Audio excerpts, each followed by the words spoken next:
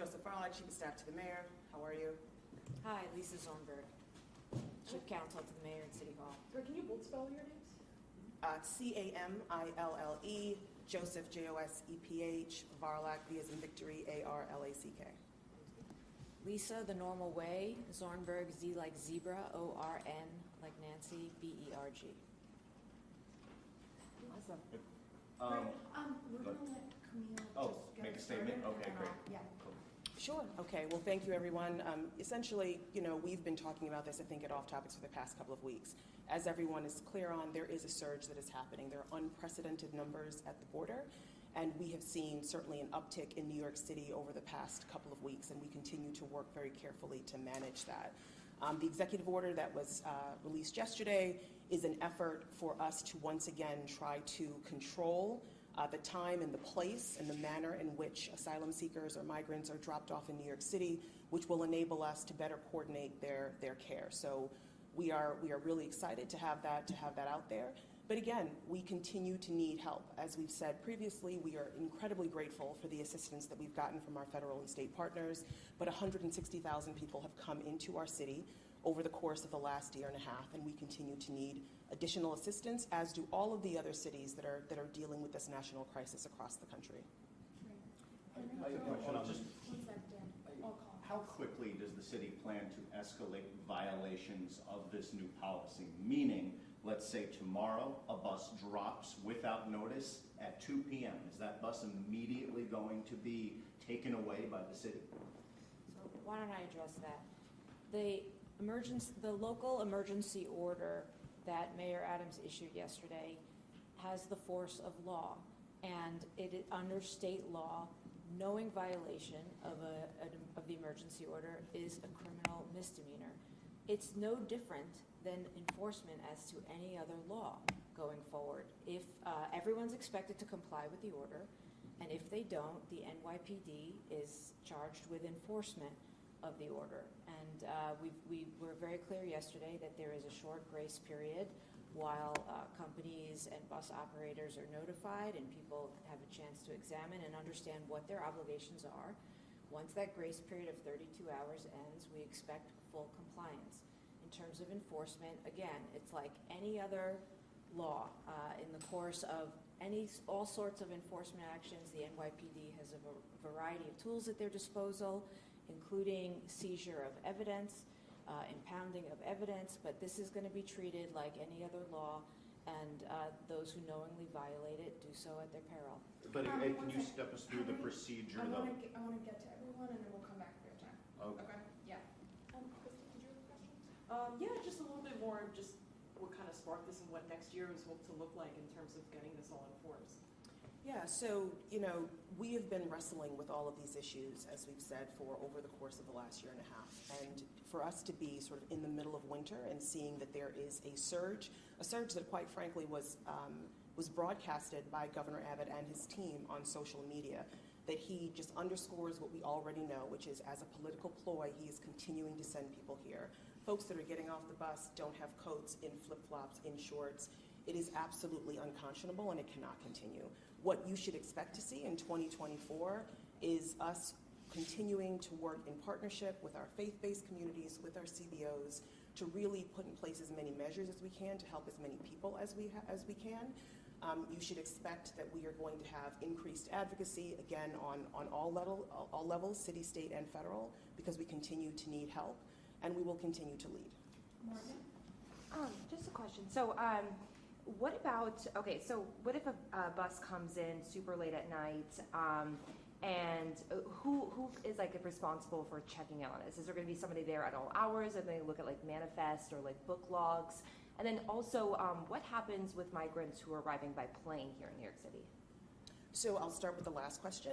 With respect to migrants that are coming in by plane, that is typically going to happen at one of the two airports that's in control of the state. And so they are certainly aware of these issues. We have been in touch with them. They understood about the charter flight that was supposed to land this week. And so we will continue to work with them in partnership and in collaboration. But in the first instance, you should really direct the question there, because they'll be coming into their sort of jurisdiction. What happened this week, as I think you already know, is that the plane came in. It was diverted, buses came and picked them up, brought them to the arrival center, and we processed them like we do every other newcomer to the city, and so we will continue to follow up on that. And then with respect to the Yeah, sure. busing question. Look, let me just make clear, it should not be difficult for any bus operator to fully comply with the executive order. The executive order basically requires three things. One of them is advance notice before the bus leaves. That's not a hard thing to do. There's a simple email account where they can provide that information. The second thing the executive order requires is more information. So it's not acceptable for buses to be arriving all hours of the day, mostly in the middle of the night, with lots of families, young children, people who may have all kinds of needs on them, with no advance notice about who's on the bus, how many children are there, how many single adults, how many families. Of course, that impacts the way the city manages the crisis. So number one is notification, number two is information, and number three is simply to comply with the window of time that's been set 5 days a week for dropping off at a particular location. There's also an exemption process specified in the order. So if there, and I would just refer to the language of the order, but if there are compelling reasons why a bus operator needs to seek an exemption, there is a process to do so. So if they don't, Let's get to Dan. I have one question from Darla too, so go ahead, Dan. All right, what is the city going to do with the 32 hours?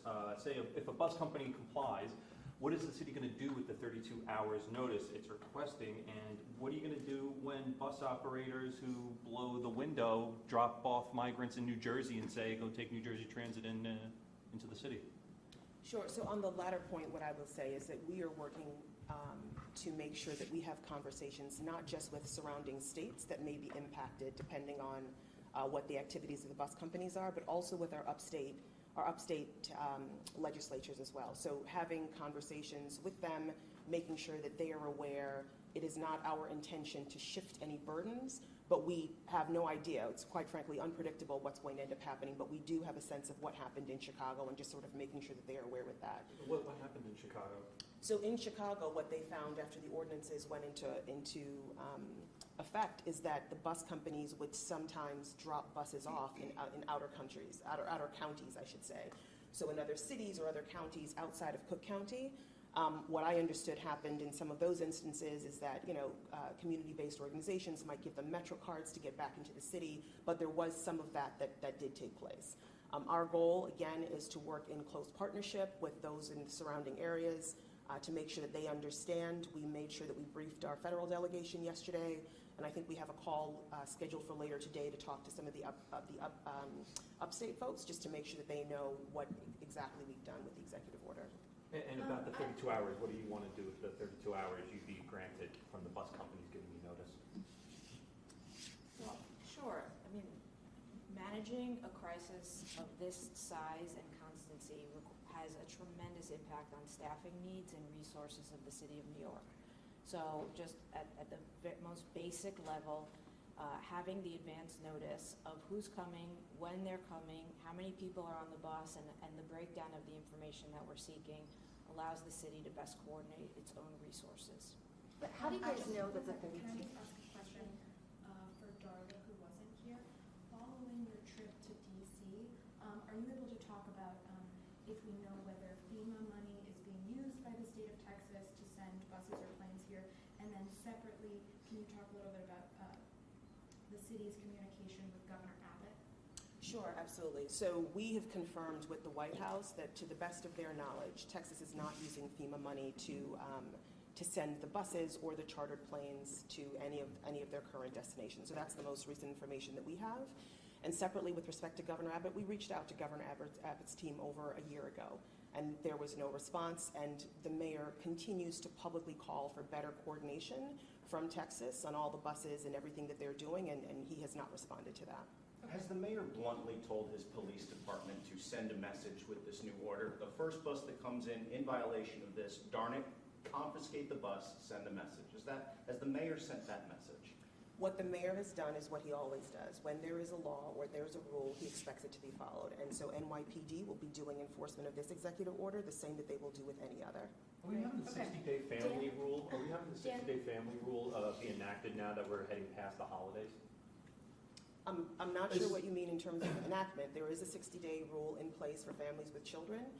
For operational reasons, although the 60 days expired, but I think it was between Christmas and New Year's, so at some point this week, we are not going to be moving forward with that until the beginning of January. And I know the city's constantly asking for help from the feds. Is there anything that the feds have been saying, any sort of update? Have they been even responding to you about help? We understand that the White House is fully aware, as we are, that there is an incredible surge happening at the border. We understand that the president has been in talks with the president of Mexico and other diplomats, and they're sort of working through that process. But other than that, we have no update on a plan. Just a We have technical time for question. One more question, go ahead. Thank you so much. Just a technical question. Just who's checking? Is there like a manifest log or something like that people are seeing that when buses come in that they're breaking the order? How does that just work, just technically wise? The notice is supposed to be sent to an email address, and that email address is monitored. So just I'm just trying to understand. So when every time a bus comes in, they send an email saying that they're coming in, but sometimes it's just like whenever. I'm just confused. Like That has not been happening to date. So there was a period of time where we were in better coordination with some of the bus companies. They would reach out to us and they would give us information. Since Texas has consolidated those operations and they are now handling it, we no longer have that flow of information. And so it is unpredictable when the buses are going to come in, the time, the place, the manner, the manifest, all of those pieces. So now that we have this email account and all the bus companies, the state of Texas, everyone is on notice about the requirement that they coordinate, our expectation is that they will provide us with that information via email, which is an account that is monitored by city personnel so that we can make sure that we take care of folks when they get here, and we will be on notice if they have violated the executive order. Thank you, Two and quick- actually, last question. Yep, two quick Jeffrey? questions. Yeah. When exactly will enforcement begin? And have you had any conversation with any bus companies, and what are those conversations like? So, as the mayor stated yesterday, the day that the executive order was issued, we've announced publicly a 32-hour grace period for people to get their compliance in order. And after that 32 hours, we expect all bus operators and all buses that are transporting asylum seekers to New York City to comply fully with the requirements of the executive order. When did